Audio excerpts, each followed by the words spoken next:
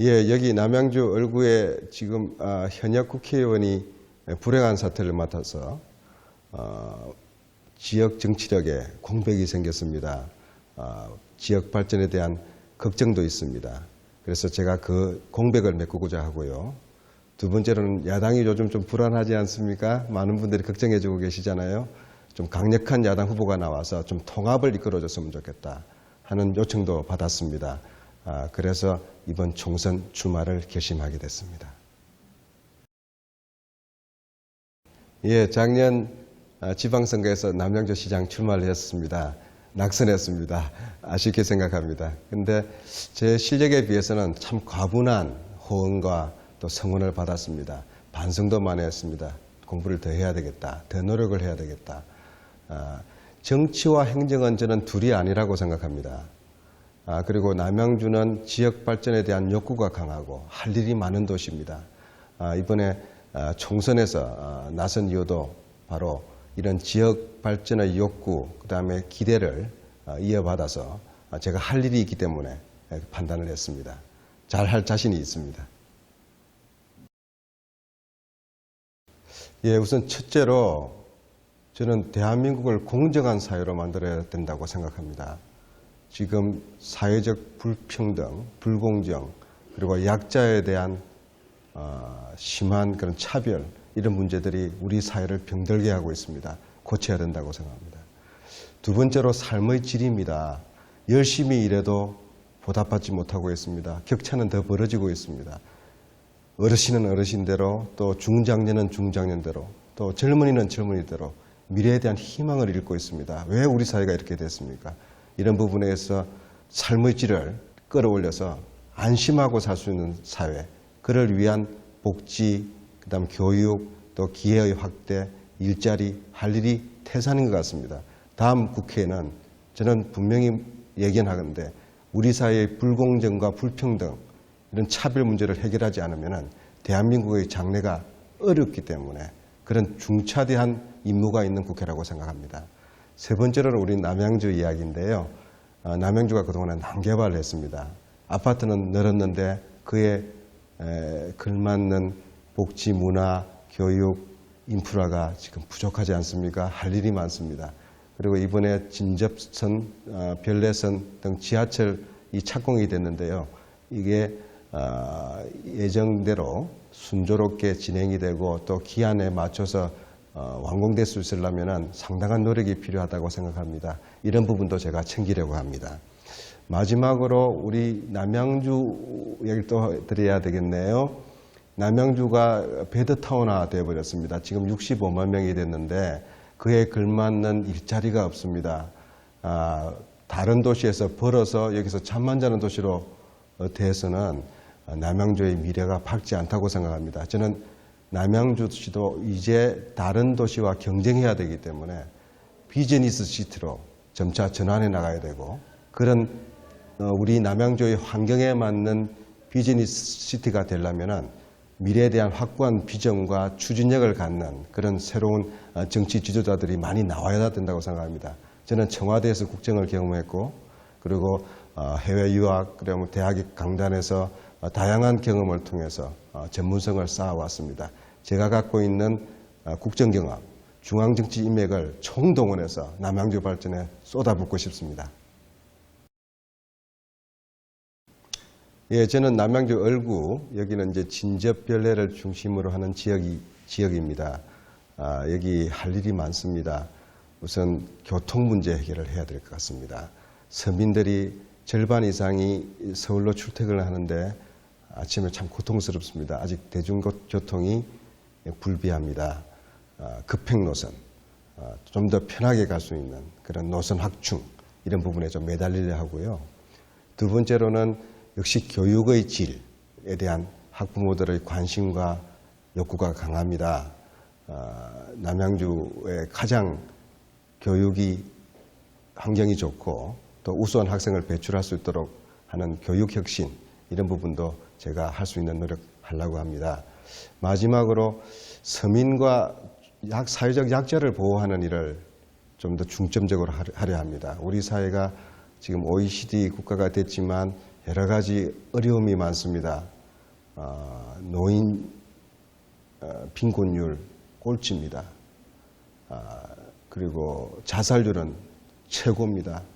출산율 바닥입니다. 젊은이들, 여성, 노인, 어린이, 사회적 약자들이 과연 제대로 보호받고 안심하고 살 수 있는 사회인가 의문이 있습니다. 이 문제 고쳐야 됩니다. 그러려면 정책적 방향도 사회적 약자와 서민을 보호하는 쪽으로 맞춰줘야 한다고 생각합니다. 지금 박근혜 정부는 저는 반대의 길로 가고 있다고 생각합니다. 단점부터 말씀을 드리면요, 좀 고집이 세다 이런 이야기는 듣습니다. 근데 제가 고집이 센 것은 꼭 단점은 아니라고 생각합니다. 저는 왔다 갔다 하지는 않습니다. 일관성이 중요하다고 생각하고, 또 고집이라는 것이 올바른 일에 대한 고집이지 잘못된 것에 대한 집착은 아니라고 생각합니다. 그래서 불통형 고집은 아니고요. 저는 야당을 주로 해왔습니다. 25살 청년 때 야당 지도자인 김대중 총재를 만나서 정치에 입문한 이래 그분의 공보비서로, 또 정권교체 이후에는 청와대에서 제1부속실장, 대통령 가장 곁에서 보좌하는 핵심 비서관입니다. 그걸 오래 했습니다. 퇴임 이후에도 전직 대통령 비서관으로 김대중 대통령을 모셨습니다. 한눈 팔지 않았습니다. 그 과정에서 저는 이 금전 유혹이나 또 여러 가지 불미스러운 스캔들이나 의혹 사건에 한 번도 연루된 적이 없습니다. 저는 제대로 김대중 대통령을 성실히 잘 보좌했다라는 평가를 받고 청와대를 나올 수 있었습니다. 그 이후에는 제가 결핍감이 있어서 공부를 더 해야겠다. 마침 코넬 대학교, 미국의 명문 대학에서 초청 연구원 제의가 와서 미국을 건너가서 국제 정세도 배우고 익히고, 또 대학을 방문하는 석학과 각계의 국제적인 전문가들과 교류했습니다. 또 미국 여행을 하고 또 초청받아서 강연도 많이 하면서 국제 감각과 시각을 길렀습니다. 그래서 그런 부분들이 저한테는 큰 자산이 되지 않나 이렇게 생각을 하고 있습니다. 예, 야당의 혼란에 대해서 국민들이 많이 걱정하고 있습니다. 여야가 균형 잡힌 정치를 해달라는 것이 국민의 저는 요청이라고 보고요. 근데 국민들은 야당에 대해서 질책하지만, 야당이 또 만족스럽지 못하지만, 그러나 강력한 야당, 건강한 야당, 하나된 야당을 또 바라고 있다고 봅니다. 또 여야 1대1 구도를 만들어서 총선에서 임해달라 하는 것이 또 국민의 명령이라고 생각합니다. 지금 혼란에 빠진 야당, 저는 곧 수습될 거라고 생각합니다. 문재인, 안철수, 또 여러 지도자들을 우리가 갖고 있습니다. 통합을 바르고 총선 승리를 통해서 국정을 바로잡고 건강하고 실력 있는 야당을 만들어달라는 국민의 요구에, 요망에 부응해야 되기 때문에 저는 좋은 결론을 앞으로 내놓을 수 있을 거라고 생각합니다. 존경하고 사랑하는 남양주 시민 여러분, 올 한 해 얼마나 수고가 많으셨습니까? 올 한 해 안 좋은 일들이 많았습니다. 메르스 사태, 경기 침체, 여러 가지 마음고생들이 많으셨습니다. 다시 한번 위로드립니다. 2016년은 우리 모두에게 희망과 또 전진의 한 해가 되었으면 합니다. 저 김항정, 남양주를 위해 일할 준비가 되어 있습니다. 국정경험, 제가 갖고 있는 중앙인맥, 그리고 제 열정, 모든 것을 남양주 발전을 위해 쏟아붓겠습니다.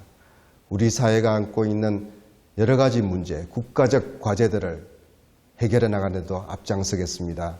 저출산, 고령화, 양극화, 장기불황, 우리 사회가 안고 있는 어려움들을 하나하나 풀어나가는데 가장 일 잘하고 비전 있고 착실한 그런 국회의원이라는 평을 듣도록 열심히 준비하겠습니다. 야당에 대해서 요즘 걱정이 많으시죠? 걱정하지 마십시오. 야당이 있어야 민주주의가 살아납니다. 야당은 분열을 앞두고 항상 뭉칠 수 있는 그런 저력이 있습니다. 국민 여러분들께서 지켜봐 주시면 보답할 것입니다. 저는 제1야당의 강력한 후보로 여야 대결에서 반드시 승리할 수 있도록 준비하고 있습니다. 승리해서 남양주 발전을 위해서 또 남양주 시민에게 봉사하는 그런 좋은 국회의원 되겠습니다. 감사합니다.